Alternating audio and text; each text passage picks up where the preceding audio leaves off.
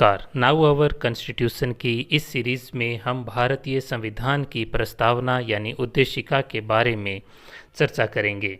स्वतंत्र भारत के संविधान की उद्देशिका यानी प्रियम्बल में जिन 5 विषयों की स्वतंत्रता सुनिश्चित की गई है वे है विचार, अभिव्यक्ति, विश्वास, धर्म एवं उपासना अर्थात thought, expression, belief, faith and worship. विचार सोच से बनते हैं, अभिव्यक्ति शब्दों तथा भाव भंगिमाओं से प्रकट होती है, विश्वास बुद्धि के तर्कों से स्थापित होता है, धर्म श्रद्धा से धारण किया जाता है एवं उपासना भक्ति भाव से पालन की जाने वाली क्रिया है।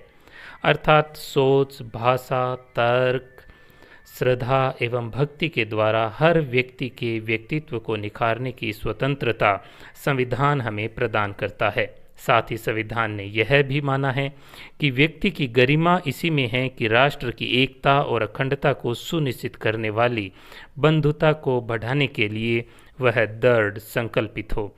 अपने संविधान को 26 नवंबर 1949 के दिन अंगीकृत, अधिनियमित और आत्मार्पित करते हुए गौरवान्वित होकर हम भारत के लोग 26 जनवरी 1950 से इसे क्रियान्वित कर रहे हैं।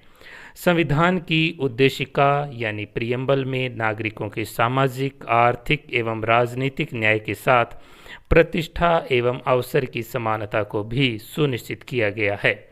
भारत को एक संपूर्ण प्रभुत्व संपन्न एवं लोकतंत्रात्मक गणराज्य बनाने के लिए कृत संकल्प हम भारत के लोगों के लिए यह संविधान ही हमारा धर्म ग्रंथ है।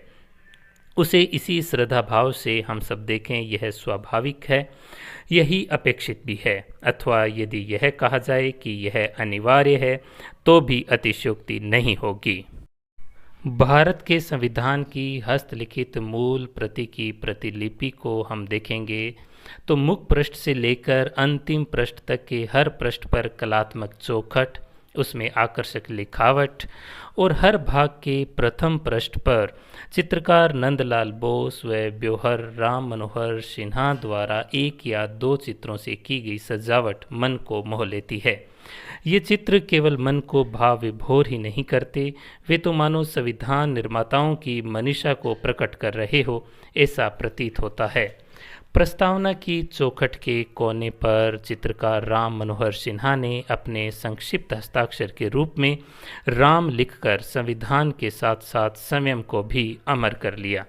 संविधान में अशोक चिन्ह से लेकर प्राकृतिक सौंदर्य तक कुल 28 चित्रों का उपयोग किया गया है। कुल 234 कलात्मक चौखटों से इसे सजाया गया है। शब्दों के अर्थों की एक सीमा होती है, चित्र असीम अर्थवाही होते हैं। उसी असीम का कुछ मात्रा में अर्थबोध हो सके तो संविधान निर्माताओं की भावनाओं तक हम भी पहुंच जाएंगे। संविधान निर्माताओं को जिन बातों को शब्दों में प्रस्तुत करना था उनको तो हमने संविधान में पढ़ा ही, परंतु जिन बातों को संकेत के रूप में उन्होंने चित्रांकित करवाया है उन्हें जानने एवं समझने का प्रयास हम इस सीरीज़ के आगे के भागों में करेंगे। धन्यवाद।